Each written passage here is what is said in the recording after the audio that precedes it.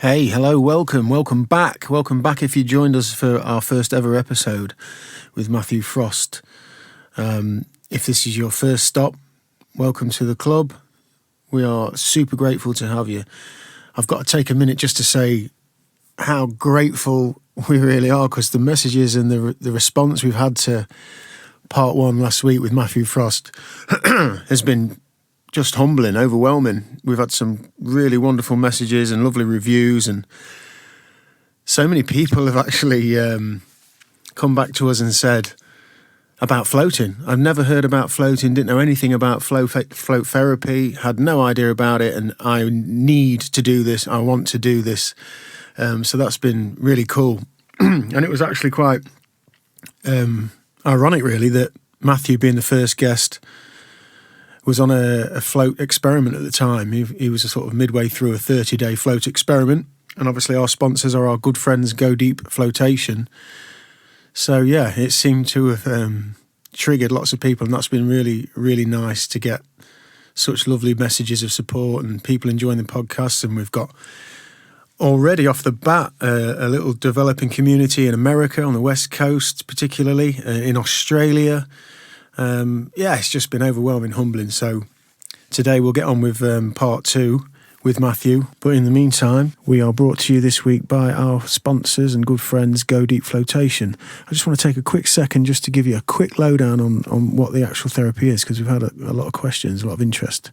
So essentially, you go into a lovely pod, like a big glorious bath with a lid on it that you pull down behind you. You hit a light off and you lay in salt water about 11 inches deep, about 600 kilograms of magnesium-filled Epsom salts, and you lay back and you float in warm, salty water. And because the water is the same temperature as the skin, it's only about 10 minutes before you don't know where you end and the walk begins. And because you're in pitch dark and no sight, no sound, no touch, you literally float. And the benefits are endless. Science is being done, year upon year, and it's just endless results of physical, mental alleviation from stress. We're busy people these days. We're connected, we're digitally, wired into the grid, and going and spending some time with yourself. The alleviation from gravity is really important. So, check it out, Google it, do a bit of research, but our friends at Go Deep Flotation will give you 10% off if you use the code word CHEW. So jump online, find your nearest Go Deep, go and see those guys. They're wonderful people.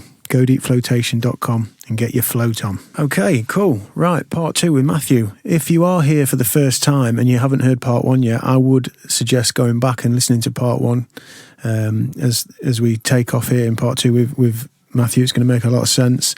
Hold on to your hats. This is a white knuckle bus ride. We were actually going to be releasing this as per the schedule every 2 weeks, but with the response that we've had from episode one, we've got to get this straight back out hot on its heels.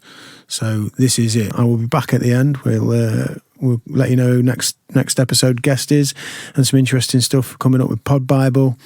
Enjoy, guys. See you on the other side. Welcome to Chew the Chat Podcast.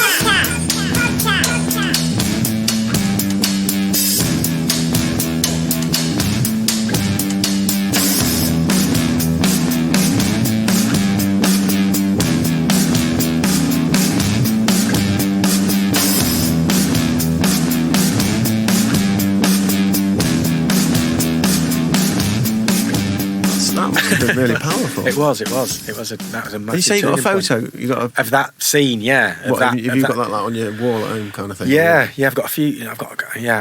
One of the very few people that used to carry a camera, and because of the way we live, I had a video camera as well. I've got a lot of video footage. But the thing was, at the time, because of how we lived and on the sites we lived on, you couldn't carry a camera around, or a video, especially a video. The video camera at the time was like, big old block on my shoulder, a big Betamax thing. To walk around with that, you get it dragged off you and beaten up, smashed up. Yeah. I never, ever got any trouble at any festivals I went to. I just walked around with a camera filming at Castle Morton, at the road, all of them. And then photographs at all the big parties. I'd be going in people's buses and going, just clicking away, and they'd be like, posing for me in all the weird cyberpunk outfits So you've and stuff got like that. an archive of it Yeah, as well. yeah. That's really interesting. It is, yeah, because no one really did. So have you ever thought about like putting a book together or something? Yeah. Or a documentary? Yeah, I have, and the thought of it overwhelms me. I don't Well, know. I think coming back to the drive, I think that's going to happen in Yeah, the future, isn't it? I think That's so, going to be yeah. something you pull out of the hat and go, right, Yeah, that'd be amazing. Yeah, I do want to write about it to get my thoughts down about it all because it was interesting to witness. Yeah. Yeah. So you're cruising around Europe then? Yeah. And how long does that go on for, Matt? Did about 3 years. I think I came back in just 2000 actually. So this is where it gets really blurry for me. Right. So I came back because I did a New Year's party in Horncastle Way. So I was back just before 2000. So some 5 years out there maybe. But 2 or 3 of them were heavy touring. Portugal got a bit messy for a bit. We got forced out of most countries after a while. It was like, you're not welcome here. You're not Everything welcome catches here. up. Yeah. But that settled down, and it's apparently a thriving, healthy scene now. There's quite a lot of established things going on now that I want to go back out and check out. But yeah, driving a 70-year-old truck in essence round Europe At 28 mile an hour. Yeah, tolls on you when you're not sleeping. I mean, it was because it was so crazy. I'd pull up at night. Where I'd see, I'd pull up like 4 or 5 in the morning where I'd see people had parked the night before from the regular trucks and buses that were leaving to go there. And I'd pull over, I'd get my speakers out on the roof and DJ, and then everyone would get up and drink and light a fire, and then it'd be off to the next place, and then I'd have a bit of a kip. And it was just like that, relentless. I didn't know. That is fucking relentless. Yeah, so I didn't know what country I was in. You'd wake up and go, where did we make it to? At 23 mile an hour, to not know where you actually made it to. And I guess you've got paper maps and you're just fucking like navigating and it's such a different world now. Yeah. So at one point, so we pulled in a layer. I tried to get into Germany to go to Czech. Was doing a party in Czech, Pilsner, the first one. And I got to the German border through France and they just stopped me and they was like, no, this is not coming into Germany. This truck does not exist. Got quite aggressive. They were spitting at me and slamming the door. And in the end, it was like, we're not getting in. So I had to drive back down the road. I found a lay-by in the woods. I had army overalls on. I had cotton wool because the noise was so loud from that truck. Cotton wool in my ears, black with oil. Got the map out on the front of the truck. There's no bonnet. It's a flat front on the front. Paula's holding it. We're pinning it there. And I've got a torch and we're shining it. And I just went, this is what my granddad did. It's no different. It was just like, in the moment, I'm like, I'll try and force my way into Germany in this truck. Yes, yeah. And I was just in like, a big fucking military vehicle. Yeah. I was like, this is weird. And then, so we ended up going up into Holland, across and down into Dresden. And if you know your history a little bit, we flattened Dresden in the war completely. There's like 5 old buildings left or something. I remember seeing an old church. Everything else is post-war. And I ended up lost and ended up driving up the high street in the precinct in Dresden in a World War II army truck. And I couldn't reverse and I got stuck and I was there for ages trying to manoeuvre it and it was just caused absolute chaos. And then I drove it into Germany to the Brandenburg Gate and there was a tank on display. I don't know if it's the Imperial War Museum or I'm not quite sure. And I got out, I drove my truck to the bottom steps of this tank, got out and saluted it. And that didn't go down too well. And because every time the police were just all over it. And then they escorted me to site. In the end, it was like, you get off the road. And they took us to a place and we lived at Mariam Plaza and lived there for a little while. But yeah, that lifestyle, in the end, I burnt out. When you just said there about having cotton wool in your ears, like, I'm picturing it, and I've seen the vehicle anyway, and it's a beast, but you don't think about the fucking noise. Oh, it's if you get in an older car now, a 15-year-old car now, compared to these newer cars, the rattle and the noise and the fucking everything's. God, man, yeah. So that must have been. It's insane. Heavy, man. The engine comes up to your left elbow, so you're sitting there. The engine's at the elbow height. So the temperature gauge was the back of my hand, and I knew that engine inside out. I knew it because I used to have to strip it after each journey. I'd strip it, redo the shims, check it. Because you're driving a vintage vehicle, it's like, and I was doing thousands of miles, so I'd have to service it after every journey. And the engine comes up to your elbow, and I check the heat, and it's like, yeah, it's fine. And we go up the Pyrenees. So you'd sit there, going up was fine because you could just sit there and it'd grind its way up and you didn't have to, steer the wheel, sit there, grind your way up. But going down, the brakes were like you'd expect the brakes of a 75-year-old 12-ton truck to be. There weren't any. It was horrendous. So what I had to do, I used to put both feet on the brake pedal and jam my knees under the steering wheel, which was Like, Yeah, enormous. Matt's got his arms about 1.5 meters wider. And it's off to the left. It's not even central. Offset, yeah. So and then I'd squeeze the brake and lock it with my knees. It had a ratchet handbrake to the right, so I'd be ratcheting the handbrake, but you'd have to hold it in gear. Because if it jumped out of gear, it would roll away with you, and you'd be dead. You'd be off the mountain. So Paula had to steer it. So Paula was sat next to me, and I'd hold it in gear, 2 feet on the foot brake, locking my knees under the steering wheel, ratcheting the brake on, and she'd be like steering it, cranking it from leaning over and pulling it around. But that had gone for about 8 hours. Jesus and you get Christ, to the I'm bottom. fucking shattered just listening to that. It was insane. It was absolutely insane. You've done thousands of miles like that. Yeah. With cotton wool in your fucking ears. Yeah. What was it like sleeping and living? What was that like? Loved it. Yep. Yeah, loved it. The back was comfy. Had a nice big double bed in it. Had a range. Had my deck set up in there. Was Paula just as fucking sound and this is cool? She's not like fucking hell, this is... No, how she dealt with some of the things I'll never know. We laugh about it to this day because I had my deck set up in there. The back living space was about as big as this. So I've got my decks to one side, a cooker and a heater, Rayburn range to heat, and then a bed. Above the bed, I had 2 great big speakers. I was just obsessed. Like, I'd not much sleep. So I'd pull up after driving for 12 hours. I'd do the service on the truck, and then I'd be like, get the Jenny out, start it up, start DJing. I'd be DJing for 4 or 5 hours. She'd be in bed. Like, the whole thing's just vibrating. Yeah. Just, that was just for years. So what was your sleep like then? We'll not get too down on sleep, but I know you learnt a lot about sleep recently. And it's terrifying. So when you look back, I've tried to clock up what I've missed. And I daren't. Yeah.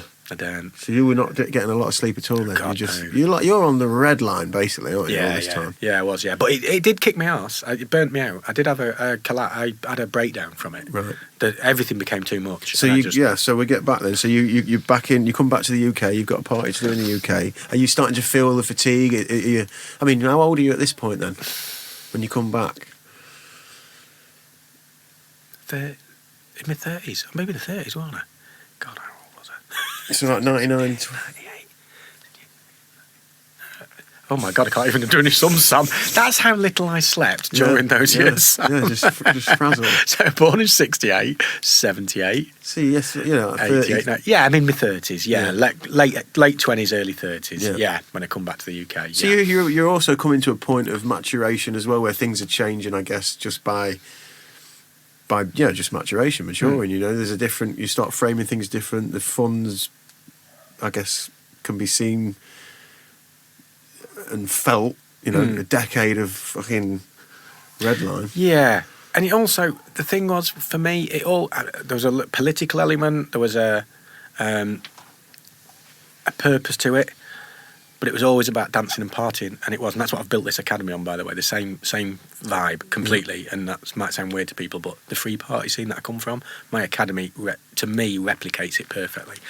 But I just jog my memory. What did I just say? So when we get back, you're sort of early 30s. Yeah. You've got a couple of parties to do. So I partied quite a lot when I got back, but more on the organisation. I took the organisation more seriously because, I was organising big parties for a long time all over the place, but they were thrown together. Some of them were just like thrown together chaotically and in the middle of absolute, insane moments.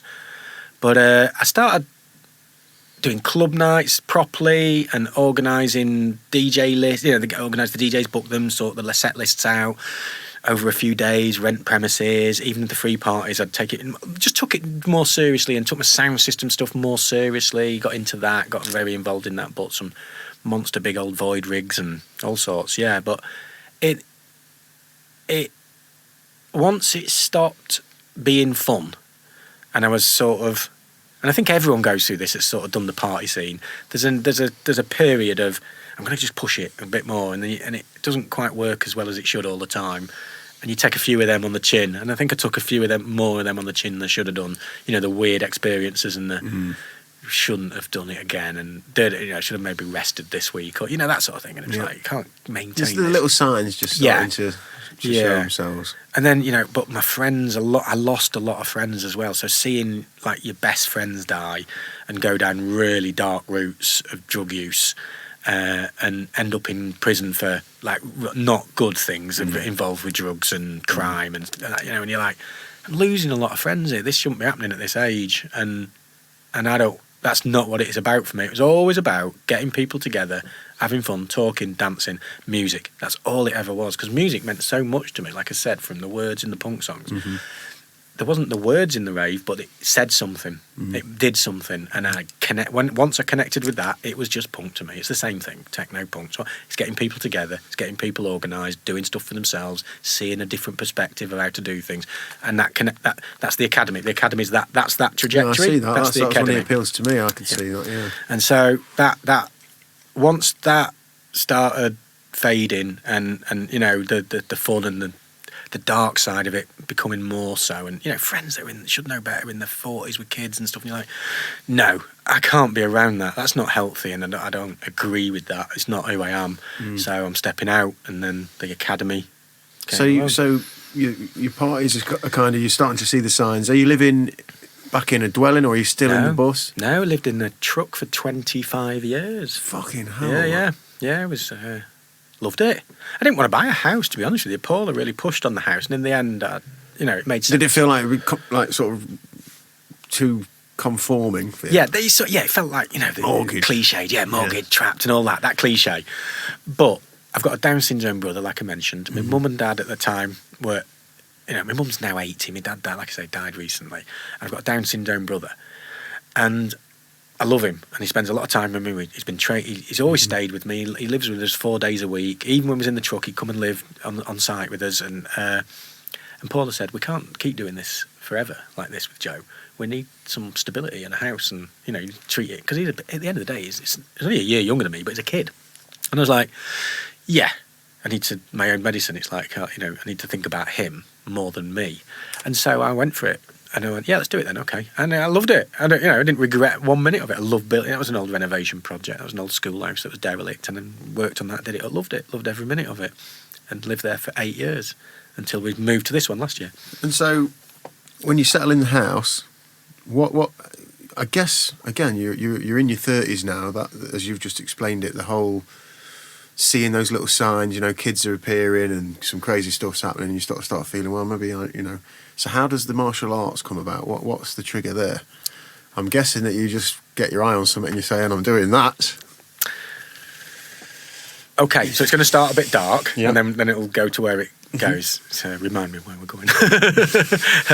So I've always been on the wrong end of violence as well. I've experienced a lot of violence in my life, looking like a look, from living on the flat on the high street, waking up in hospital randomly because I've had this shit kicked out of me by random strangers. Because you're a punk. Because I look like a punk. Look at this weirdo and all that. And that would happen a lot, right? A lot.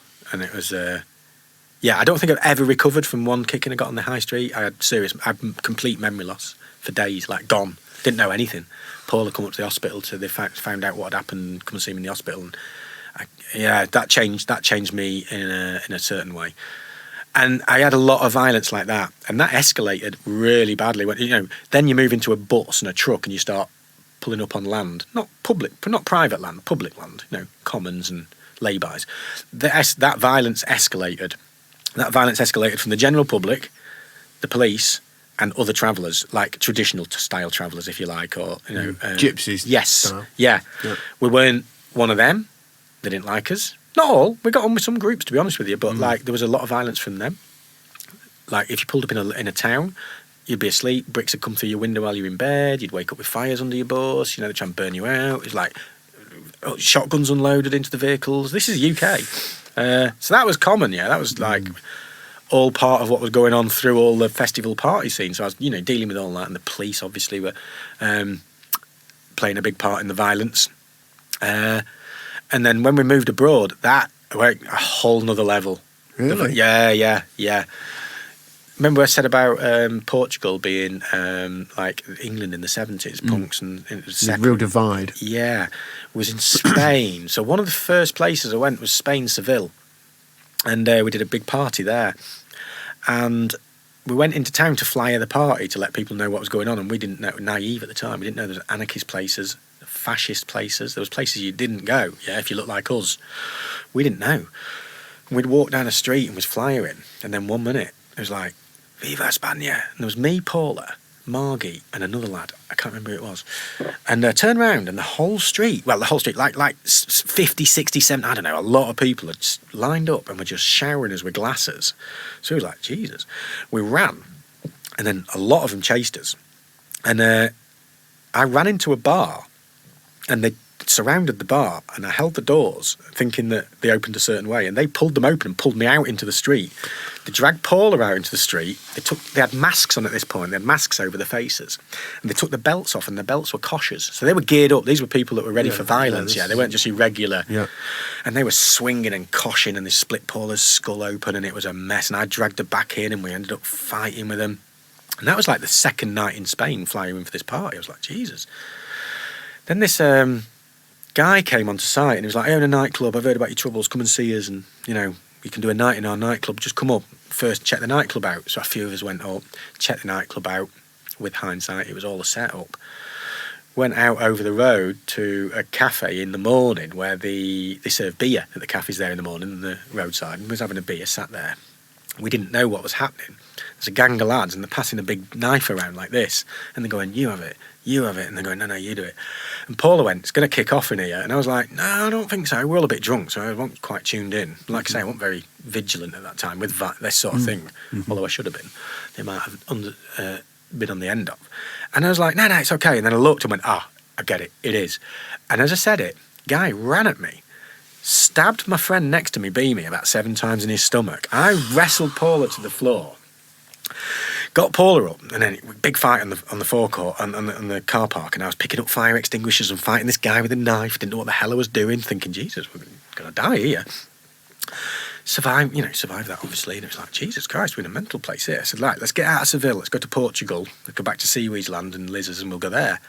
And I pulled up in Portugal about 3 days later. By the way, I stopped. I took a wee on the Seville sign from the wheel arch of my truck. Right. Yeah. Goodbye, Seville. Yes. I wasn't too chuffed. Jesus Christ, Matt, that's fucking heavy, man. Oh yeah, well it got weirder because What happened with your mate? He was fine. He lived. It was a few of them messed up. There's cut hands, people grabbing knives, and And we watched it on the CCTV afterwards. You see, there was arrests, and the police showed us the footage, and they just set us up. We was completely oblivious. Yeah, we should have been more switched on. It's so fucking mindless, though. Yeah. It's tragic, eh? They were only young kids. But then we went to Portugal. I was like, let's get Portugal. Let's get out of Spain. Spain's not good. Let's go to Portugal. Parked on this patch of land with some friends. And every day this lad walked past, we called him the goat boy. He shepherded the goats. That's what he did. And it's just like, hola, go down the shop, get some bread, glass of wine, talk to our friends that lived in the area. There was a couple of local cool bars. I mean, when I say bars, in people's houses, there was there was a one shop, and yeah, they were in Portugal in the late 90s in the mountains. And about a week there we was. And I was on the decks DJing, and for the first night in a long time, I wasn't drunk because I was a bit shook up from what was happening in Spain. So I was like, I'm not going to get drunk. I'm going to try and just, So I was DJing, playing on my decks, and Paula opened the door. And I was like, who's that? And she closed the door again. And I took my headphones off. I was like, who's that? She went, that's the goat boy. I said, what did he want? She went, he wouldn't say anything. He just stared at me.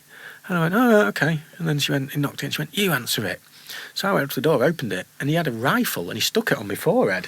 And he looked in my eyes as he did it. And I was like, he's going to kill me. And I knew it. I knew he was going to kill me. And I grabbed the gun in my right hand and shoved it over to the left side. And it went, and I was like, it's an air rifle. I'm all right, And then I was wrestling, and Paula ran up behind me and was grabbing me, trying to pull me off, and I'm kicking him, and he fell off the tailgate of the truck because we're quite high up. And then I turned around, and there's blood squirting out of her arms everywhere. And I was like, how the hell? What's happening here? And then I heard bang, and I was like, it's a real gun. I think because it was so close to my ear couldn't comprehend the sound, so I just thought it was an air rifle. So you thought it was an air rifle, but he's actually fired off a round of a gun. What had happened is Paula had ran up behind me like this. Luckily, it shot her through the arm and through the hand, and the bullet had stopped coming out of her hand there, right in front of her face. Oh my God. I know, yeah. So I told you it started off a bit dark. Jesus Christ. So as you were showing there, you've got, Paula's behind you, she's got her hands in the air as if to say, what the fuck, and it skimmed through, sort of taken through the edge of one arm. No, it gone right through the middle. How it didn't hit an artery. Oh, the main lines. Yeah, right through the middle. Oh, right. So it's gone right through her arm into the other hand behind. Yeah. And then lodged in the hand. Yeah. And they took it out. It was the size of a 2p piece when they took it out in hospital later. Fucking hell. Yeah, no, it's mental, isn't it? How Paula was dealing with that. I mean, I tell you what, she dealt with it better than me. Really? Yeah, she did, yeah. 'Cause I think that's... Yeah, I think I know why as well. But yeah, so like... I was like sat against the door and he's shooting rounds off at the door.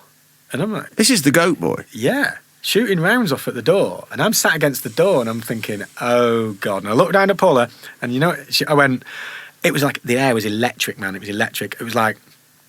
so alive, so you could feel it, you could taste the air, it was like mental. And I looked around and I went, Jesus Christ, it's like Reservoir Dogs in here, isn't it? And I went, yeah, it is. And there was blood pouring out. And I'm like, right, I'm going to have to go I'm going to have to run to the nearest house and get to call an ambulance because you're going to die. You know what I mean? She hadn't hit a main vein, she hadn't hit her arteries, but she was losing a lot of blood. But he's outside shooting. And I'm like, I'm sorry, it's all we've got. I said, I've got to go. I've got to leave you. Is Eric with you at this point, the dog? Yeah, he was, yeah. No one's ever asked me that before, and I don't know what occurred there. He was. Fucking hell, it must have been fucking some moment, Matt. Oh, it's insane. So is Paula, like, in shock at this moment? Is she composed? I mean, I can't imagine... So it was very normal. This is the weird thing, yeah. So my experience of extreme violence is when it's that extreme, for me, I don't think this is for everyone, yeah. I personally, and I think Paula's the same, I've been in some very violent, very dodgy situations in gangs and, you know, and something changes where it's like, I'm not scared. Don't get me wrong, I'm not like... You become like a pragmatic kind of... very. I can feel myself grounded instantly. Car crashes, everything, like, boom. What needs doing? How do we do it? That, I don't know where that comes from. I don't know. That was before training, before anything. I don't know. And that saved us a lot. That's helped us in a lot of situations, in some very big gang violence situations where things could have gone very wrong. And I was the one rational voice that was going, no, look what's actually happening, when it could have gone really badly wrong between two big groups of people. And everyone's like, oh, yeah. You know, and that's happened a few times. Group mentality, sort of like, I've seen that happen. Group mob mentality, and it sort of like escalates. Yeah. And I've been in a few situations. Feeds itself. Yeah. Exponentially. Insanity. They're seeing things that aren't happening. Yeah. And what happened once, I actually saw what they saw. I snapped into it and was like, Jesus Christ, get out. And I actually made the conscious decision to go, no, I am not. That is not happening. And it changed instantly. That's a bizarre thing to see. And that happened. And they was like, they're circling, that's going to happen, they're coming in. And I was like, oh, Jesus, they're right. And then I went, no, they're not. And it all turned into a normal party again. You know, that's happened a few times. Like with some big dodgy... Anyway, I'm digressing. You will be writing this book at some point, won't you? So you're in the bus, Goat Boy's outside, he's got a gun, he's shooting, Paula's fucking arms are blown open. Doing Reservoir Dog... Are you injured at this point? So I grabbed the gun and they pulled the gun so hard through my arms, all my fingers splayed open to the bone, like there. Right, that's all I had. Yeah, from the sight on the end. So what do you've decided, right, I need to get somewhere, we need to make a phone call, but I've got to get out and confront this goat boy. Where he was, I don't know. When I got out, pitch black, mountains, night time, couldn't see anything. So where he was, I don't know, but my word. Jesus Christ, I'm sweating. I reckon I could have ran... I could have done the 100 metres on my hands and knees. I reckon I would have won the Olympics, a gold medalist. I was on my hands and knees because I was like, stay low, because he's going to be shooting high. And I was like, I don't know. So I was on my hands and knees and I just went. And then I got to a house. They called the police. I ran back. Luckily, Paula was fine. How far was it? Could you see any lights? Could you see? I don't remember. I don't know. How the fuck do you cope like that? But it was fucking sweating it. But it was very normal, and that's the thing. So me and Paula, I've lived with Paula now for 35 years, and we've gone through a lot of stuff together. We're solid, yeah. Evidently. Solid, yeah. But that moment, not our best, but in hospital. So we've been playing this game for years, like, and we call it the palm game. So it's like whoever scratches the palm last, and it's really annoying. It's really, when someone does it to you, it's like, oh, you got me. When you do it in intimate moments sometimes, because that's a real faux pas. You should not do it in intimate moments. Right. So there's times when you do and don't do it, and like we play this game. She's on the hospital bed having the bullet taken out, and I went, give me your hand, and I held her hand, Scrape it. She was when you fucker. Wow, Yeah. Paula's fucking got some severe. I mean, I was thinking about Paula even when we were talking about just being in the truck and putting up with this crazy boyfriend who's like, we're doing this, we're doing that, we're fucking putting earphones on and fucking cotton wool and we're driving for fucking 300 miles in one stint in a fucking 10 decibels of just rattling fucking 1940s machinery. And she's just like, yeah. Yeah. And Down now with she's it. got a fucking... So you're in hospital. Yeah. And are you kind of like... So then, the hospital thing was just what it was. They operated, they got it out, we went home, we sat there. Felt quite energised for a few days. It was like we had a bit of a high from it, which is, but then it hit. And it was like, and I felt unsafe. And then it was like, then the questions were, why would he try to kill us? What was the reasoning? Do you have any idea? So it got a bit odd. I've actually thought, this is one of my ideas that I want to do one day. Whether I do it or not, who knows? I've got the Hippo now. I want to convert it, get it all up and running properly. Excuse me. And get it all really nice and tidy and mechanically sound. I want to drive back to Portugal and I want to park up there and I want to go find the lad that did it and ask him why. But not in an aggressive... But I don't know if I've got, at the minute, I don't know if I've got the skills to do it well enough. I want to be able to do it in a not Louis Theroux, but you know what I mean? In a very gentle... Yeah. So why? What did non-aggressive, happen? just totally like... In a peaceful way, Yeah. because we're all humans. To and that understand was crazy, it. wasn't it? And Yeah, do you yeah. think that was fucking crazy? Yeah. Because that was fucking crazy. That was crazy. Because what happened, the aftermath, it got weirder. As in the end, I was like, right, I'm not staying here. We went to someone else's land over the mountain and we stayed there for a bit. Well, I was paranoid, at this point. I was, like, very paranoid. And he got bodyguards. His dad paid for 2 bodyguards. And so we'd be driving down to the shop to go and pick supplies up. And if they saw us, they'd surround him and they'd sort of, like, start thinking Come back. Yeah, and we're like, no.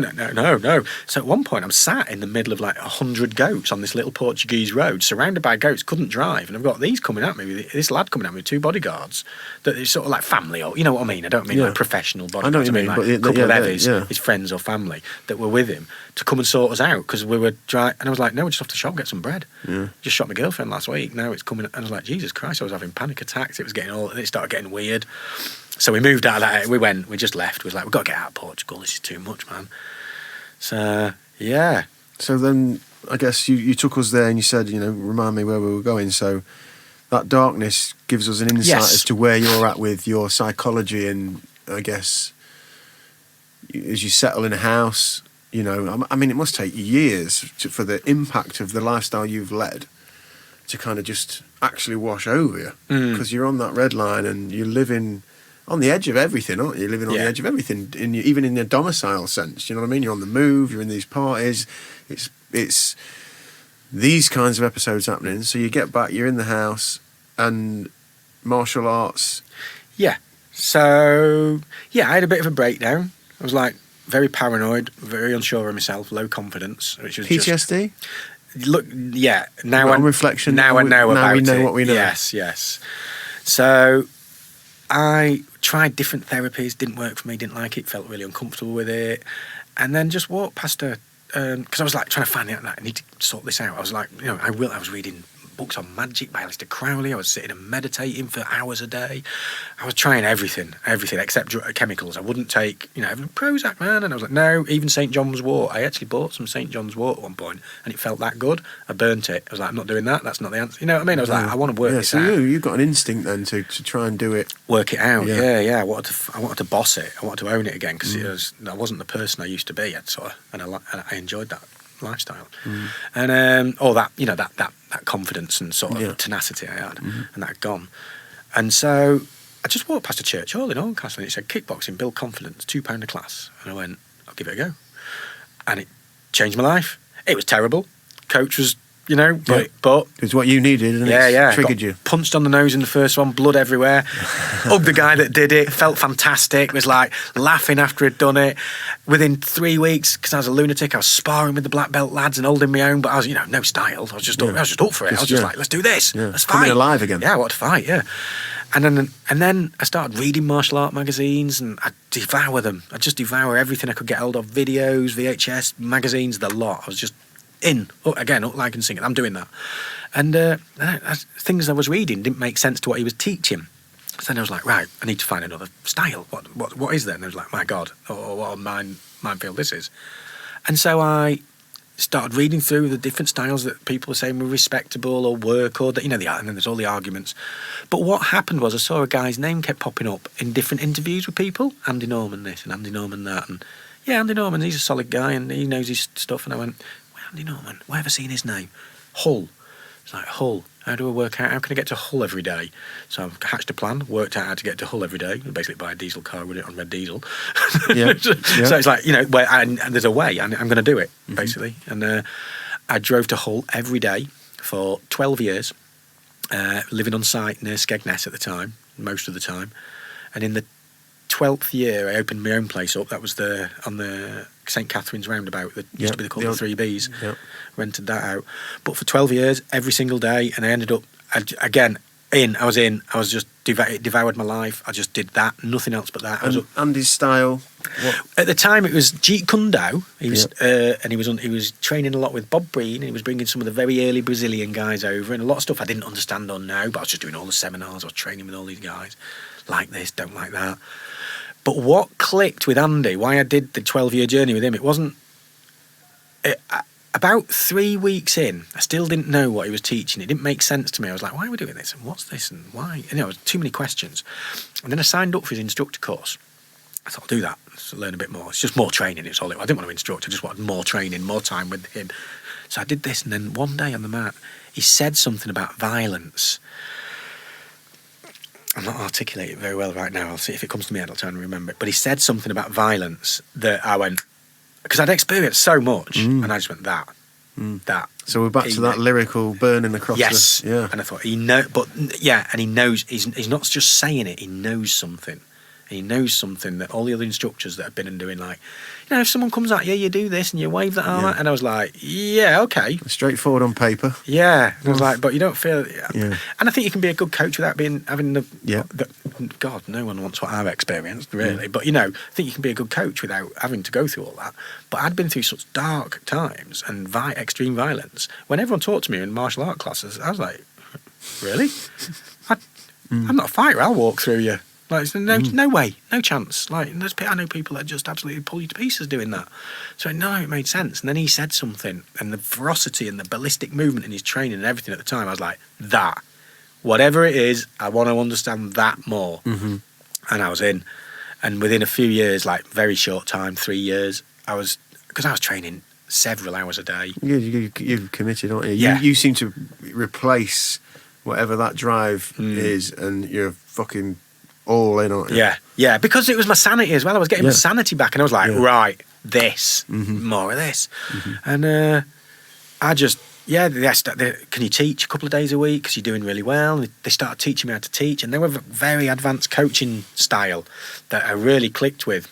The break, like an engineer. He taught like an engineer would break something down into segments, but with accuracy and attention to detail that I really liked. Where my brain was at that time, that kept me in a place that kept me out of other places, because the easy option to hide away from what I was trying to get away from was drink and drugs. Of course, and that, and that was all my friends were doing that. That was the easy option, and that's not what I wanted.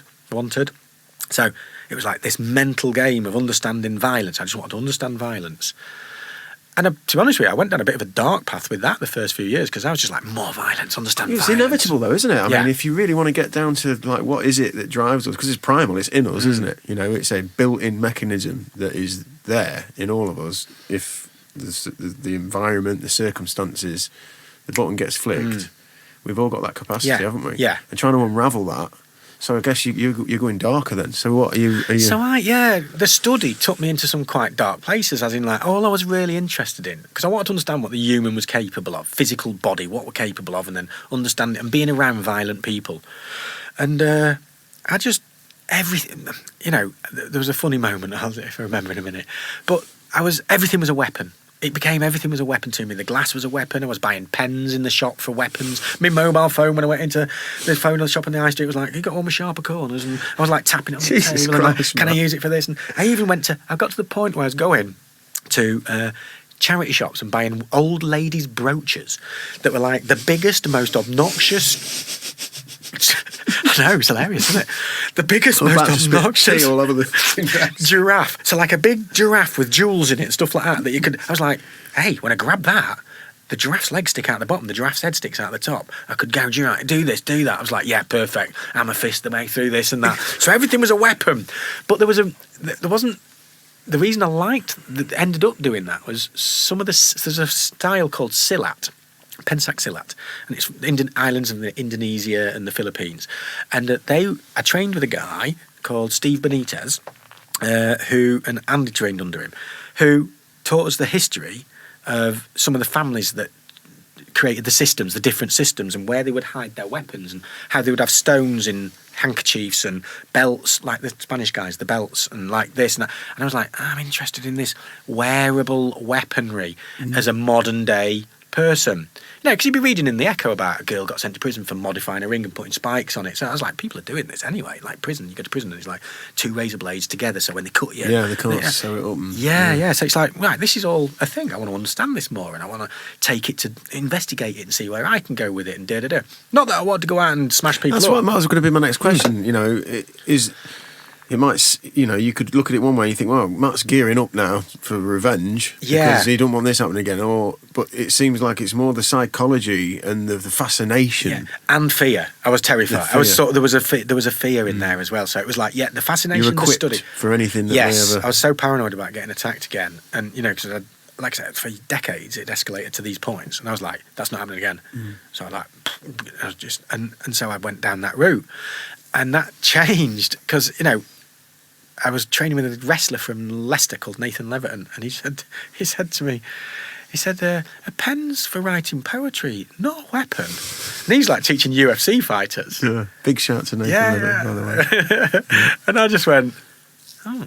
And that, again, one of the moments. And I went home and I went, I need to readdress everything. I'm going down a dark route here. Martial arts is not about, doesn't have to be, you know, it shouldn't. And I was like, right. And then what I started doing was started training kickboxing, teaching kickboxing, getting into the sports side, changed everything. Just opened me up and made me much more grounded and well-balanced and where I am now. Yeah. But I learned a lot from them times. I learned a lot because that was an intense journey as well. That was insane. We'd train, we'd fly to Spain on a Thursday, we'd train, we'd land 5 o'clock, we'd be training by 7, we'd train through the night till 4. So you go back to Spain with Andy? Yeah, I went to Spain and I was training out there a lot. What did he make of your stories then? So when you're saying, right, we're going to Spain, where are we going in Spain? Whereabouts? Yeah, right, yeah. So I was back in sort of the lion's den, really. Yeah, for you. And I'm thinking about possibly, maybe you don't know it at the time, but you've obviously got a PTSD. There's obviously a lot going on. And we're going to Spain. I mean, does that trigger at the time? Or So it triggered it. So training was fine. Out in the streets at daytime was fine. Enjoyed all that. But at night, a lot of the lads would go to the nightclubs and they'd invite me, and it was like, no. I was so uncomfortable I just couldn't relax. So did those guys know the stories? Did you tell them? Most, yeah. With the ones I got friendly with over time, not everyone. But Andy was up to speed. Oh yeah, he knew, yeah. Because one of the main guys of the system was a Spanish guy, ex-forces, and he lived out there. So we'd go out there a lot to train out there. He was one of the main coaches, the founder of the system, if you like. And his past was colourful as well, and he'd been through some dark stuff. And I very much related to him. I related to Andy's violent side, if you like, and his understanding of violence, and that's what captured me. But they also had a very, like I say, eye for detail, which was, you know, it wasn't just thuggery. It was like the attention to detail and the dissection of it all was fascinating. It was like I'd never seen anything like it until I met a guy called John Will, BJJ guy. But it was. Yeah, it wasn't healthy where I was going, but I learned so much from it, so much. And that put you in position. You said you did a coaching instructor's course as well. So are you sort of building up? Have you got your mind's eye on teaching and making a career out of it, or are you just gathering the knowledge at this point? Still, for a long time, just loved the training and the knowledge. And then, because what ended up happening was I ended up then teaching the coaches. So I'd go out to Spain and I'd fly out to Spain, and for 5 days I would coach coaching courses to different levels of coaches, but they'd be coming from all over. So that was a mind melt. So I'd have a Norwegian guy, I'd have 2 Germans, I'd have a Spanish guy. There'd be people from all over. So the language barrier, and it was okay because of the physical stuff I could grab and showing. But sometimes you need it in the sort of philosophical side of it, or the concept side of it, if you like, was like, scratch your head with that one. Yeah. So it's like, but I was teaching that for 5 days for several hours a day. And then I just honed my coaching skills like there. And I used to just experiment with different. So like, I can't remember if I said that in this conversation or earlier about buying the house and pushing me out of my comfort zone. Yep. Yeah. I did the same with that. I was like, right, what I'm going to do on this coaching course is I'm going to split it into these groups and I'm going to teach 4 coaching courses in the same day at the same time. And I set the timings and so I'd start with this group and then I'd go to that group. So within 20 minutes, I'd come back round or whatever the timings were. Yep. And then keep going round. But I'd start them all off together. Then I'd separate group 1 off and then group 2. And I'd just try and stretch myself to my limits and just see if I could competently run a coaching course, 4 coaching courses at once for different grades of people for 5 days in different languages. My word, I did it. I won't do it again, but it was good. Right. But I learned a lot. I learned so much about structure, organisation. You know, just keeping things like with the language barrier, just keeping things very simple and like this. You know, it's a very, very direct way of teaching, and that came in very helpful for me, I think.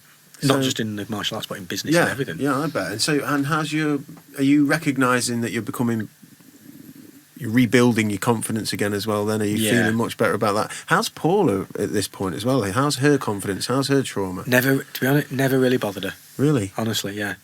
Which is always, you know, the macho man side of you, sort of like, at the time was like, I took it really badly. And I think I know why. When you mentioned the PTSD, I was listening to a podcast or reading something some years later, like a couple of years ago, it wasn't that long ago. And they were saying about some soldiers with PTSD were more traumatised than the people that were like shot, damaged, blown up. They've seen it and they felt helpless. Yeah, and I was like, oh. And then they started talking about the PTSD and I went, that mirrors exactly what happened to me. And I think it's because I felt so helpless and couldn't protect her that I had this big wobble. I'm putting it together myself. Yeah. And I think, but she, to be honest with you, she's didn't powerful, wobble. Paul. Yeah, I know. Terribly scary, isn't she? Wow. I've been with her 35 years. I daren't leave. Yeah. Well, I think I'm with you on that one. Yeah. No, that's amazing. So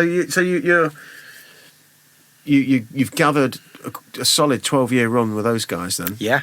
Yeah, and then what starts to sort of show itself then? So yeah, that broke up. They got jobs in Hollywood. Their style was quite unusual, so they started teaching, like Liam Neeson and. Oh right, so they're like choreographing for fight scenes and things like that. Yeah, they were doing a lot of that, and so they went to the heads a little bit. The organisation broke down. We were sort of running it and holding it together. For no thanks, and it turned out in the end. So it was all a shame how it ended in the end, and. But like I say, I learnt a lot from it. But it was, you've got to know when the party's over. Yeah. And I bailed out, opened. Seems to be a theme. Yeah. Yeah. No, it is. It's like, right, this is, let's bail out of here. This one's But some people stuck with it. They stuck with them and they're still there. And, I see them and it's. Have they held it together then? Is it still operational? No. They've split and they've set up different organisations and it's very volatile. They're not talking. That's very a shame. volatile. That is a shame, a lot of the politics and all that nonsense. And I'm not into all that either, free party. In that sense, I'm not political, as in like, I just want everyone to get along and like, what's your problem? Like, he does it that way, you do it that way. He's opened a school near you, so what? Look at the way all the Indian restaurants are, all the food places on the high street. They're all together. There's enough room for everybody. Yeah. It's like if you're 3 martial art academies in the same area, don't panic. It's fine. You'll be good. All right. It's good for everybody. Teach well. Yeah. And you look after up your game. Yeah. Up your game. Teach. Look after your students. Just makes you sharpens your sword. So do you start thinking, I'm going to go on my own then? Yes. Yeah. And I just, very quick, a difficult decision, rented the Priory out on St Catherine's, used to be 3Bs. Yeah. Just taught there a couple of nights a week. There was still a crossover. I was still travelling and teaching abroad for them, because I was teaching quite a lot at that point. And is this the income? No, Priory was the income. So I was supposed to be getting paid from them for travelling. I got me some travelling expenses. I was doing it all off my own back, to be honest with you. I enjoyed it that much. It was a bit of a cult, actually, with hindsight. Yeah. Well, it often is, isn't it? It was. It was quite cult-like. The dynamics are so tight, aren't they? Yeah. So, I was still travelling and teaching abroad, and that was losing its shine. I wasn't eating well. I was getting more into my health side of things. I wasn't sleeping well. It sounds great, travelling to Norway to teach again. Yeah, it's all right maybe when you're in your 20s and you're eating well and sleeping well, but I wasn't. Especially when you've done your 20s in a fucking 1940s. That's what I mean. Yeah, I was sort of like on the edge of burning out again. It was like, no, not for me. So, yeah, I opened the school just to hone my teaching skills again and practice in a different area, and just loved it. And did you open it as function first off the bat, or have you sort of No, it was evolved to that? I think it was just called Casey Lincoln, because that was the fighting style, Casey fighting method. So I think it was just called Casey Lincoln, and then 5 years in, did 5 years there, never missed a class, didn't enjoy a class, loved every single one. Every single class I did was like full on intense. Like it was a. And your students, how did that happen? Did you start with like did you have to do any marketing, advertising? Did you pick up kind of word of mouth association and stuff? And very little. I did a little bit of flyering, and it was word of mouth. But it was what we did was so niche, as in so there was 20 of us. Maybe 30 at the peak. I never had more than 30 students. Didn't teach kids, just adults, and all it was so it was very structured, very hard training, and it was pretty much right. We'd start off with a drill. You'd have 2 opponents. You've got to fight 2 people. They're attacking you, and it's like right. And I'd just scream, "Out into the car park now!" And everyone would run out into the car park and start fighting. And then the fairground was on, and the common there, and you'd like scream if you want to go faster, and everyone's like screaming and punching. And then it'd be like everyone in the toilets, fight in the toilets. You'd run, and there'd be like the woman on the reception is like in her 70s, like a volunteer, and we'd all run through and be like, and she'd be like, "What the hell?" And we're all running through them, fighting in the toilets and stuff, and then in the corridors and back into the main hall. So it was like that. And your initiation was like 3 lads would jump on you, and you've got to stop them. And I mean, we were sensible. We weren't killing each other, we weren't beating each other up. There was like control there. And is it a lot of self-defense orientation at this point? All it as was. opposed to sort of linear kickboxing or whatever? It's just self-defense based. That's all it was. So lots of unusual techniques that people... headbutts, lots of grabbing skin and slamming people down and stuff. Rough stuff. Yeah, it was rough, but we didn't.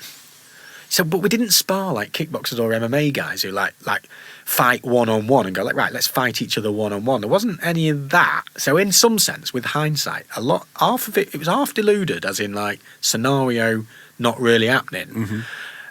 But at the same time, it was absolutely insane, and it was black and blue. And ironically, rather lifelike. Yeah. Because when it does go off in the fucking toilet, chaos. It's chaos. Yeah. But that's what started. I mean, like 5 years in, one of my students went, "There's a place for rent down Dixon Street," and I was like, "Yeah, let's do it." I just went and looked at story of my life. I just looked at it and went, "Yeah, we'll do that," and set up there. And I just started 2 nights a week, but quickly realised I needed to pay rent and all the bills. So I was like, We'll start with the kickbox. I've been training MMA with Tony Davis for some time at this point. We started with MMA, actually, is what we started with. I've been training with him, and he was training with some of the very early guys with because I was hanging around with him when I bought my first MMA gloves, you couldn't buy them in the UK. There wasn't any. I had to buy them from Germany, Harbingers. There was no like little 4-ounce gloves. So, and he was talking about MMA. I didn't really know what he was on about. He was talking about Little Nog, and these people he was training with, and Eric Paulson, and I was like, but then obviously it became a bit. There was the brawl at the Albert Hall around that time, just after, and so I got that, and I was like, oh, that's what he's on about, and that's who Tony trains with. He trains with these people on this video, so I was down training with him. So I was doing my MMA, and what I started noticing was the MMA had these parts in it that were more realistic than the self-defense, and they both had, it had something to offer, the self-defense, but like I say, there was a delusion to it that I clicked and was like, I can't keep going down that route because that's it's not reality enough for me now. Without not the violence, just the application of how we did the scenario training. It was a bit orchestrated. And also, you being you want the next knowledge, don't you? Yeah, you're looking for the next knowledge load. I would imagine. Yeah, and if someone does something, you see it and go, oh, okay, it makes sense. Something makes sense. They go that way. And so we started teaching MMA, and very quickly we had a lot of guys that were. We went to a few big shows and we fought, and we had quite a lot of fights, and we did all right. We won a few, lost a few, like you do. Put on a couple of big shows at Kesteven. I think I put a show on at Kesteven, sold out, and I had 15 fights that night, 30 people. I had 5 of our fighters on. We won all 5 fights, as far as I remember. That might be wrong, but I think we won all 5 fights. But I used the hippo then, the army truck. I drove all the cage down to North Icombe Leisure Centre with all the cage in the back. Set the cage up, did a fight show there. But yeah, and then more got into the sport side and more kickboxing, K1, Muay Thai, jiu-jitsu.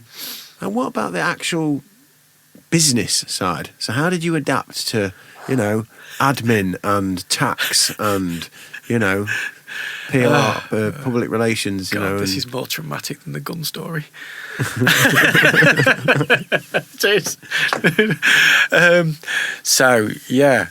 Wow, what a world. So, like, a few weeks in, I didn't have a bin. You know, this is my level, but some people probably even, maybe no one knows. I don't know. I didn't know this. I was like, I've got no bin. I'm paying £750 a month rates. I think that's what it was, £650 or £750 rates on the building at the time. I was like, where's my bin? So I rang them up. Said, I've got no bin. I'm paying rates. I've got Dixon Street. She went, are you a business? And I went, yeah. She went, no, you've got to get them separate. You pay for them separate, private company. I said, what's the £750 a month for? She said, for the privilege of having a business in Lincoln, Mr. Frost. I was like, why don't you ride in on your horses and drag my students off? I was like, Jesus, what is this medieval Britain? I was like, I don't get a bin.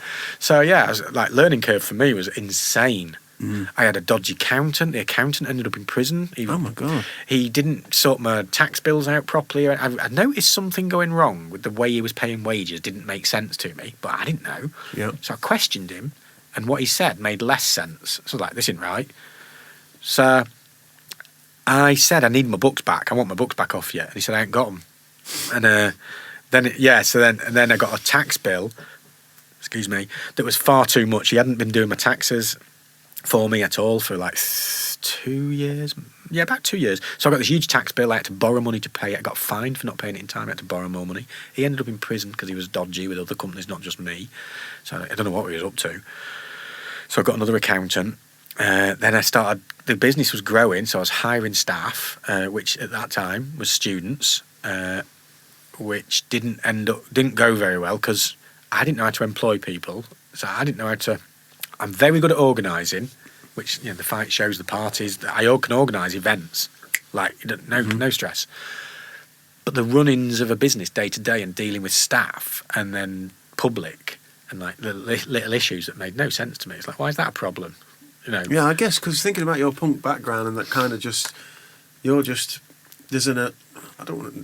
not the right word, but there's a freedom to your thinking. You're not grinding down into the formalities of everything all the time. It's just, let's stop here, let's do this. Yeah. You're not kind of, do you know what I mean, framed by the administrational... Oh, God, the admin, no admin. Because, you know, in that business as well, obviously insurance purposes and there's obviously health and safety and all sorts of things, which has cranked up over the years. Yeah. So this was the interesting thing. So I was like, right, you know, again, hook, line and sinker. So I was like, we're going to do this. We're going to do it properly.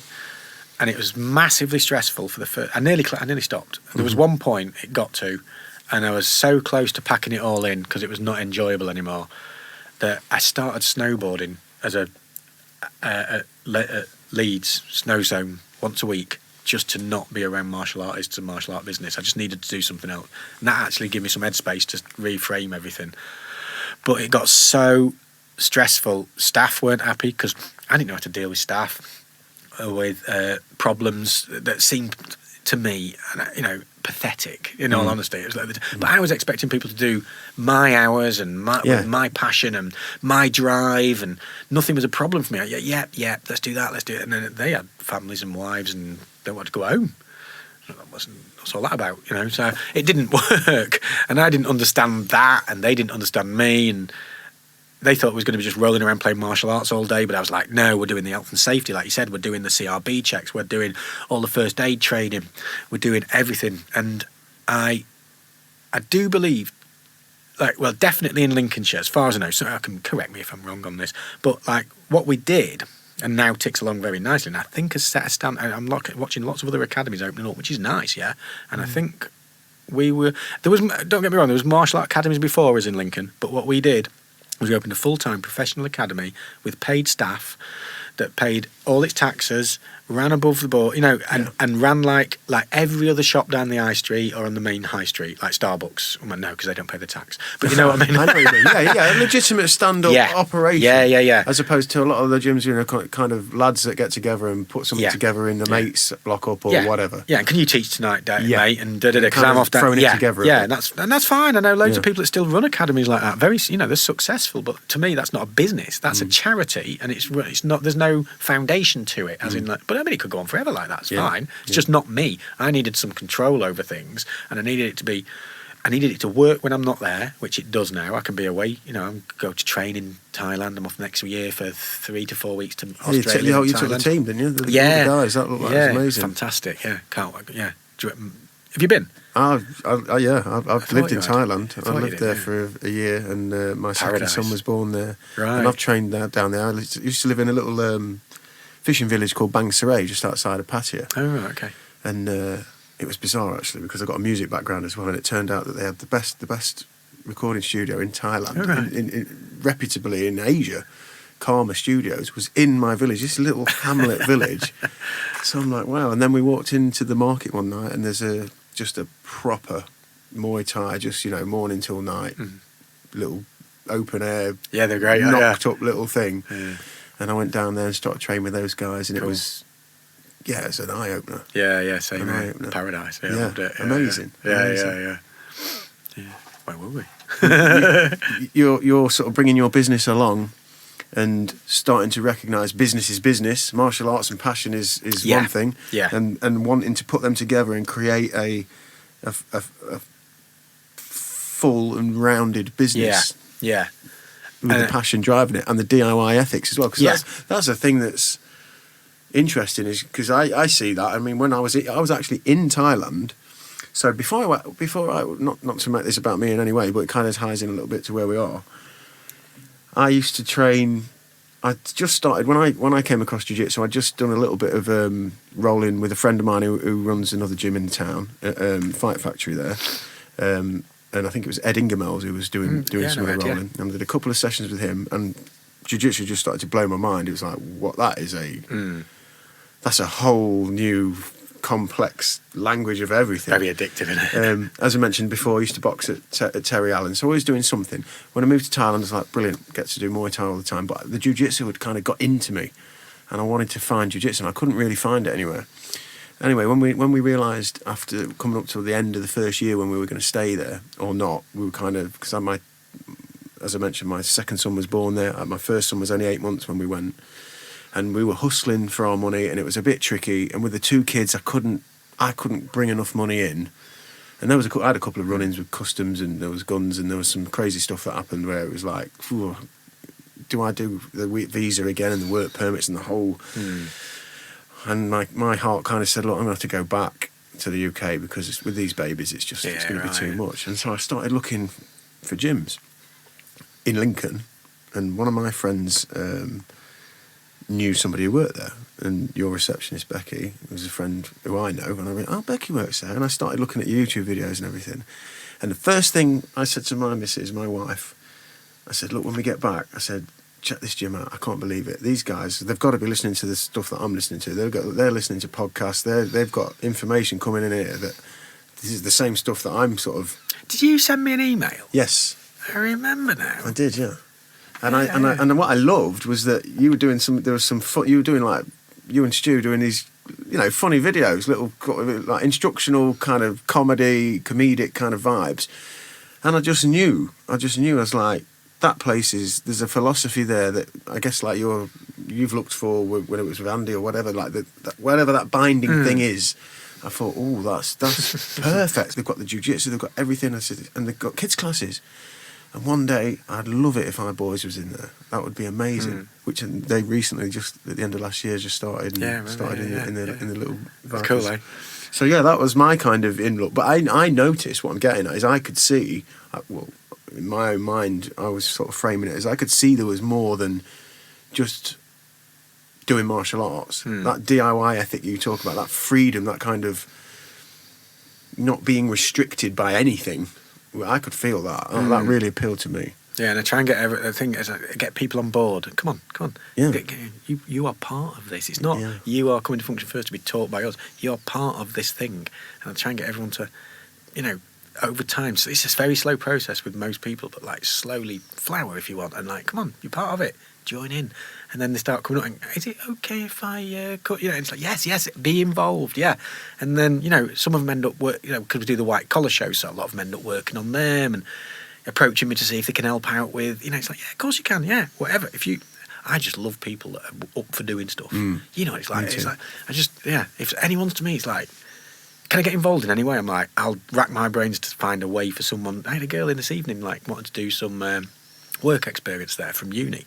And I'm like, yeah, just come along Wednesday. Right, Wednesday you can do it. You know, it's like, anyone interested in doing stuff, I'm just, that always, I like that. I've always liked that. I think that's really important. That's something I'm really cognizant of with my kids. You know, I'm not on any level listening to your stories about throwing myself into those kinds of situations, but I mean, we're sat here in this studio, I talked you through this earlier, you know, this started as my little gym, kind of garage conversion, and then we got the music going, and then it became, you know, and I throw myself into things, but with my kids, I'm always trying to, when the opportunity shows itself, to just try and reaffirm that, you know, if you enjoy something, don't be scared to commit to it, because the people, or that chain, the hierarchy of it, you know, when you're watching your students, the kids who are like really committed to it, it opens up a whole raft of possibilities and opportunities, because you're thriving on that, and so they can feel that. Yeah. And then it starts to feed itself. It's a feedback loop. And it opens up and opens up. Yeah, it does, I'm always trying to remind my kids, don't be frightened, because you can feel. Everybody gets the jitters a bit when they walk in a boxing club or a martial arts club, because it's an environment where you think, oh God, No, it is, yeah. I've always been really aware of that, because when I first decided to go up to Hull and train with Andy Norman, I walked up to a door, like nervous, I wasn't confident, wasn't great still at the time, and looked in and was just like, everyone's dressed in black, they've all got bald heads and tattoos, it appeared to me, and it looked insane. I was like, Jesus Christ, I've got to go in there. Am I going to go in? Terrified, yeah. So like, you've walked to our academy now, I don't know if you've noticed lately, but like, I've got Big Bird on the door with a flower. It's like, my thing is, look, you're walking into, I'm just trying to take the edge off all the time, and it's a place for you to come and develop and grow and enjoy it. As a human, that's another thing that I was getting at there, is like, when I was watching the videos and I sort of picked your gym out, I could see there's a philosophy, there's a lifestyle thing. You're not just learning that move and this move, you're integrating a way of thinking, a way of approaching your life, and having some stability and some confidence that comes as well directly from managing your own skill set and becoming strong and knowledgeable about what violence can be. I really enjoy that about it, and it's a big deal for me. That my coaching philosophy is summed up in a few words. It's like, off the mats as on the mats, and it's that, and it's like, it's not just you walk into the academy. Yeah, that's like 1 hour. Say you do 1 hour a night, great, but that's if it doesn't integrate into your daily life and improve it. To me, but no, this isn't everyone, this is just my philosophy. I think that's a waste of time for me. And I want my students to benefit from the lessons on the mats. And some of the stories that come back, it's like, oh, you inspired me to start my own business. It's like, what did I say for them to do that? That's fantastic, great, but I don't know what I said. But I'm, about what you're capable of. And, like I said earlier, it's like, oh, I can't do that. No, wrong question. How can I do that? Reframe it. And it just changes everything. And it's very simple. And it sounds cheesy, but that's all I've ever done. No, I'm with you, and I think it's clear as we've talked through this conversation that seems to come through everything that you've experienced. It does, like there's a way. Even when a bloke's shooting a gun at the back of the, like there's a way out of this. And in the club, at the academy, with Stu, who's obviously a senior coach, I can see how he's, that's permeating through him, and now Dom as well. Yeah, solid couple of cracking lads. Because Dom had only just started coaching when because I had a couple of years with you guys, and then I basically pulled away to do what I was doing with my family, and having come back in the last 3 or 4 months with my boys, which has been lovely watching them go out on the mats. Because I visualised it in Thailand. I thought that's where they'll be. Right, cool. So watching them go out, and then watching Dom, in the time I haven't seen Dom in whatever it is, 18 months, couple of years, when he started coaching to where he is now, he's got that off the bat. The way he takes those young kids, 4, 5, 6, 7 years old, and he's engaging them, and he means it. I can see. You can't fake it, can you? No, you can't. You can see when the instructors are faking it. I've been to going clubs through the like, motions. Mate, just let it go. Go do something else. No, I'm really, pleased for Don, because playful. And I guess he's a product of what you've just said. You've seen him as a student. He went on to be, one of the great lads in the fight team. Really great lad to train with. Opportunity came around. Yeah. No, it did, and he worked. It's one of that. He worked hard. It's that thing. I wish I could do it for more people. I really do. It's like, and I did at one point, and then I actually sort of like farmed them off themselves. I built a couple of other academies that were quite successful, and after a while, it was like, no, it's yours now. You're off. I don't want any part of it. It's yours. You do your own thing. But Dom, You know, that thing when you see people working really hard and like turning up just day after day after day. And it's like the amateur fight scene, you know what it's like. They'll fight, they'll train for 8 weeks hard for a fight. No one's paying them. They're often paying membership to clubs. They'll travel 200 mile. Half the friends can't come and see them because it's too far. They'll have an amateur fight. The only people that make money are the ring girls that walk them out, the bar staff, the security, the guy that sweeps up at the end of the night, and the promoter. Yeah. You know what I mean? The guy walking out, and it sometimes sickens me, to be honest with you. I watched Piot walk out with 2 ring girls at one show, and I looked at him, and it sickened me. The watching him go through his training and knowing who he is and how serious and dedicated and passionate he is. And this isn't a negative about the ring girls, so I don't mean that. But what I mean is the 2 ring girls were getting paid, £75 a night to put their arms around him and walk into the stage and then walk around the black. He got nothing, and he's the show. And that always leaves a sour taste in my mouth, that does. But it's just the way it is, and I'm not going to change the scene. It's just, it is. When you frame it like that, it is. But it's the nature of... Yeah. You know, to put that show on, it's kind of it's bittersweet, isn't it? And the fighters themselves, to be honest with you, if I say I did, I just go, right, I'm going to change this. The fighters would be like, but I want to fight, mate. I can't get a fight if it's like they just want to fight. They're fighters. And I guess if that road for a fighter, you know, becomes the local small show to the regional show, you know, they're aiming. You know, I guess most lads who walk in there, that's what they hope. Yeah. Whether it's a reality or tough game, eh? Tough game in the UK. But I guess that's the driving force, isn't it? Is to go in there and how do you feel? Because I know you listen to a lot of podcasts, you listen to a lot of stuff from the States and stuff, and a lot of research that's come out about cranial damage and stuff and impact. And obviously your sparring is in line with this philosophy of, you know, we look after each other, you know, kind of look after the hardware, upgrade the software, as Kavanaugh says. Always have been. Oh, he says that, I like that. That's one of those things that stuck with me. He said, we're trying, you know, let's upgrade the software and look after the hardware. Yeah. No, for me, that an area of study, I went down, because I mentioned I got knocked out and lost my memory for some time years ago. And I've had a few serious head concussions.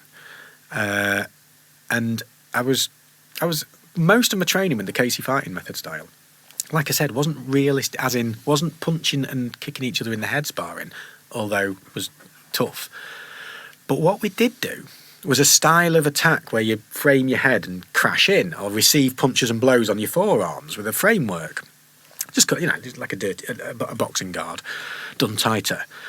And I was like, I've never taken blows to the head. So I trained like that intensely for like 12, 13 years, like maybe 15 years. And I trained like that a lot. But I was like, concussion, all the stuff about concussion doesn't really affect me because I've not done that. And then I was reading more about American footballers, like committing suicide from traumatic brain injury and the brain injuries they were getting. And I was like, but they wear helmets and all this padding and they just crash into each other like I do. How can that be? And then I started looking into it. Then I realised why. Obviously, they're bigger and more powerful and crashing into each other at intense speeds, but it's all relevant, yeah? I was crashing into everything. I was the demo boy at a lot of seminars, like when they get a lad called Graham out who was, 20 stone or something, and wail into me with leg kicks, everything. He's like, but my thing was cover my head and protect and smash in with my whole body. And you'd go home and something, your neck was killing you. You at the time, with hindsight, I'm like, oh yeah, right, okay. But you don't know that at the time. You're just doing what you're doing, aren't you? Mm. So, looking into that, then what happened was they banned boxing guards in the Olympics for men, not women. And I was like, why have they done that? And I looked into it. So the Olympic Committee or whoever made the decision, I don't quite know who made the decision, read the studies, acknowledged the science and the data, and said yes, head guards cause more damage because. So if I've got a bare fist and I punch you in the face with a bare fist, let's say 50 miles an hour at 50 kilograms, just for argument's sake, with no glove on, it's going to probably fracture your eye socket. Maybe it's definitely going to split your skin. You're going to get some damage on the surface. Some of that will transfer to your brain. Some of that energy. If I put a 16-ounce glove on and punch you in the head at the same 50 kilograms, 50 miles an hour, your skin will be less damaged. It might bruise, but there's no sharp objects. So you'll have your face is protected. My knuckles are protected, but most of the energy transfers to your brain from that shot, like a ray gunner from a kid's film. If you imagine it, like a ray going in. Yeah, the kind of. It's a very crude way of saying it, but no, I know what you mean, because it just. It's got to go somewhere. Yeah. That energy, and it goes into the brain. So head guards, that's sort of what happens with head guards. They increase the size of the head. They absorb the energy, and then you've got 16-ounce gloves on as well. So I started looking into it. It's all very counterintuitive. At first, you're like, what do I do with this information? I teach martial arts. And it's like, well, what you do with it is you're honest with these students. You take out head strikes for kids because they're going through developmental stages that are important. So you don't want any headshots at all. And they can learn just as well. They can do the grappling and the jiu-jitsu, and they can do the body shots with the striking and the kickboxing. Fine. Adults get a choice, because as an adult you can smoke, drink, take drugs, climb a mountain without a rope. You can do what you want. If you want to take headshots, this is the information. So as a coach, as a responsible coach, because I now know that information, I inform people this is the situation. Getting punched in the head a lot, heavy, hard, is not intelligent. We've never done that anyway. Our sparring is quite light. Sparring, yeah. Well, you've trained in Thailand. Was it the same way you went? Yeah, I mean, no headshots. There was and the kicking and the grappling and the kneeing and the elbowing as well. Everything's much more methodical. It felt. Yeah. You know, not so determined to crack. You know. Well, I think because I've been pushing this for a little bit, and I think Stu and Dom, they're fairly, because I've been coaching for a long time now, over 15, 17 years. They're newish, so they're like, how do we tell, a bit uncomfortable with telling people. But when we went out to Thailand, not one headshot was thrown. These guys are Muay Thai champions, and they fight tough. So when they fight, headshots, fight. But when they were sparring, we was watching them do their own sparring, was sparring with us. There was never any headshots, none of it. And they then felt the confidence to go, well, if some of the best in the world are training like that, then we can train like that. So it gave them the confidence when we get back to just say, no, it's not clever. And I think it's a very unpopular thought in the martial art world. I've tried discussing it with martial artists who run businesses, and obviously they're frightened of the implications of that. Whereas that doesn't frighten me. You've got to do the right thing, yeah. And the argument, you can't get it across with 99.9% of the people I've spoken to. But there's a really good guy at the minute called Gary Turner, a former pro boxer, who's got a PhD in concussion therapy. I don't know if that's the correct terminology. And I follow him. And he puts a lot of papers up, and he's doing a lot of work in that area, and it's fascinating, and it truly is a fascinating area. And so, as a responsible coach, it's my duty to say, Sam, if you're going to do kickboxing sparring, probably only do one head sparring session a month. Keep it light. If you're going to compete, then that's what we'll do. And run up to fight night, we'll have a couple of sessions to make sure you're resilient. But other than that, you don't need to keep banging your head about. Once you know you can take a shot in the head, what's the benefit? Yeah, exactly. It's just being smart. But there's this. I guess there's this. There's a culture among men where you've got to be tough. Yeah. And intelligence can take a back seat sometimes for that ego to. Yeah.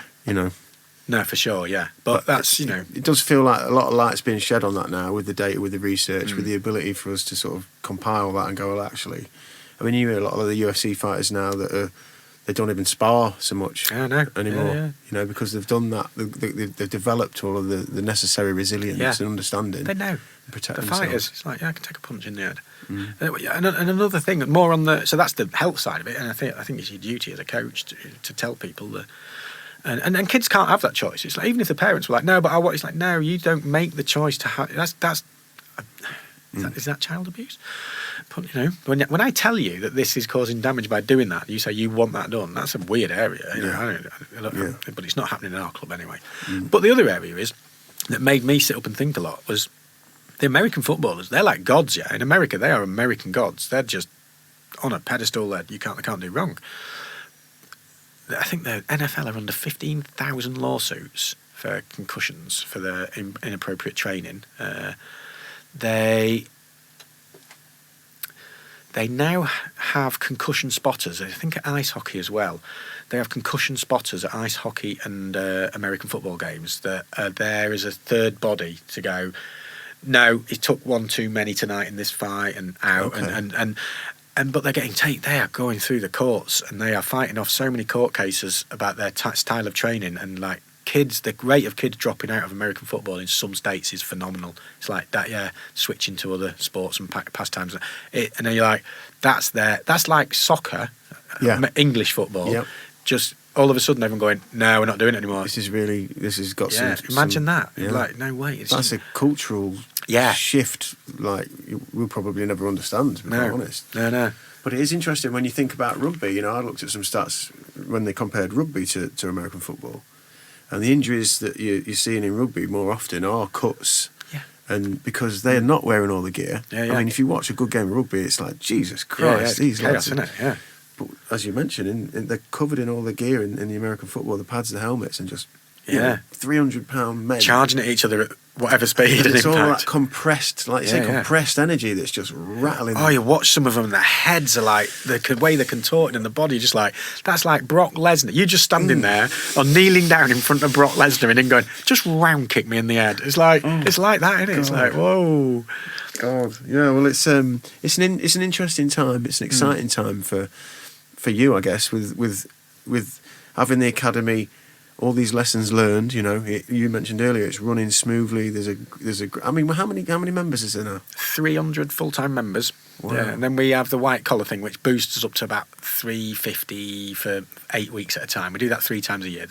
January 1 will be busy. That'll be 75 people. So it's a busy club at that point. And, you know, for the next 8 weeks, it'll be a chaos, a bit chaotic, but you know, organised. Well. A good dose. A good dose. Okay. Yeah, I like it. It does. Yeah, it's good. But yeah, 300 full time. And I'm not, to be honest with you, like I said, I've grown it before to more than that.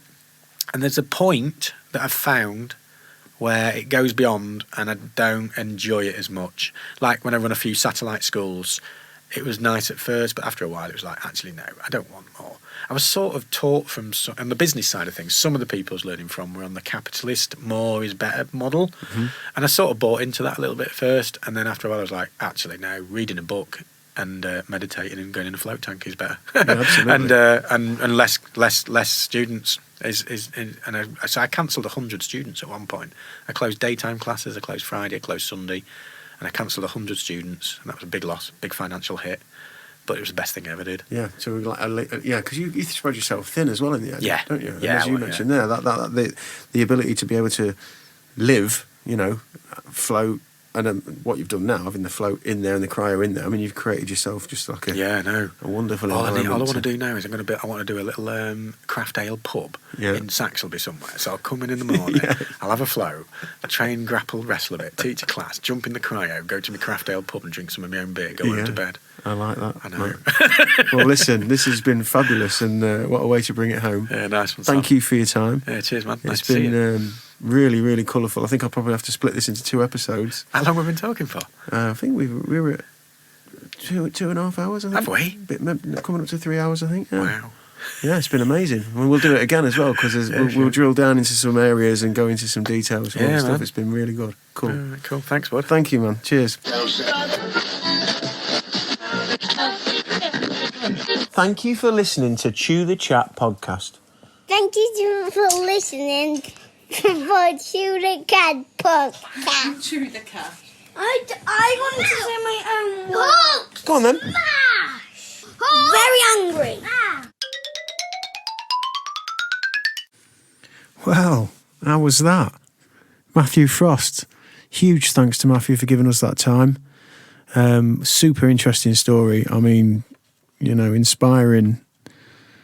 That punk ethic, as I keep mentioning, I just find that refreshing in this day and age. You know, the DIY, get up, do it yourself.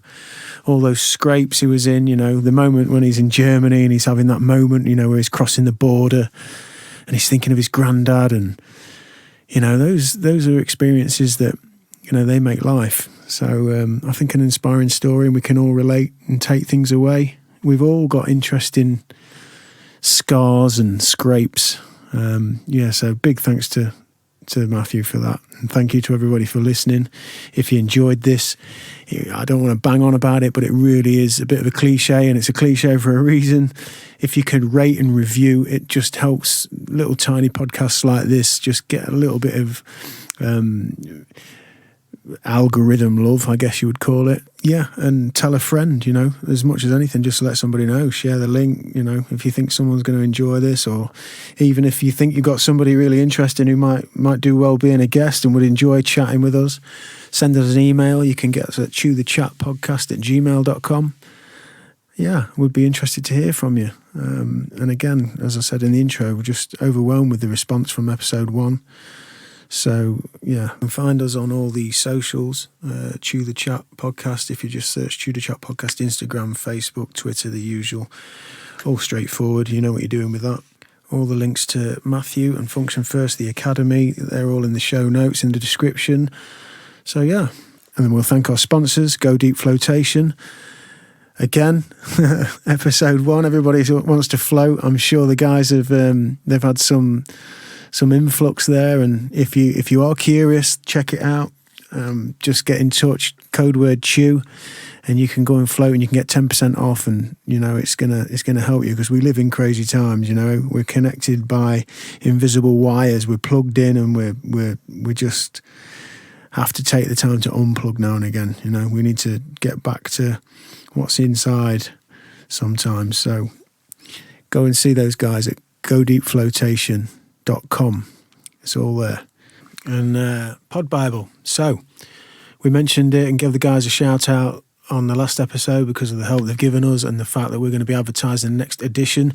So as the time of recording, this podcast is released on Monday the 3rd of February, and the print issue goes out in the Sunday Times on the Sunday before, so Sunday the 2nd. So as you're listening to this, you can dig out either the Sunday Times and grab the supplement, and you can grab the Pod Bible physical copy in there, or you can scoot over to podbiblemag.com and you can look at the digital version on there. And yeah, what a fantastic asset that's becoming. Like so many podcasts that you can discover, so many genres, so much happening. So yeah, check out podbiblemag.com. Okay, our next guest, our next episode, we are going to be speaking to Miss Amanda Winelski. Amanda is a super interesting lady. She's a hypnotherapist. She's got a really interesting background as well. She was a professional athlete. She lived in foster care in her later childhood, in her teens. She was from the busy city of London.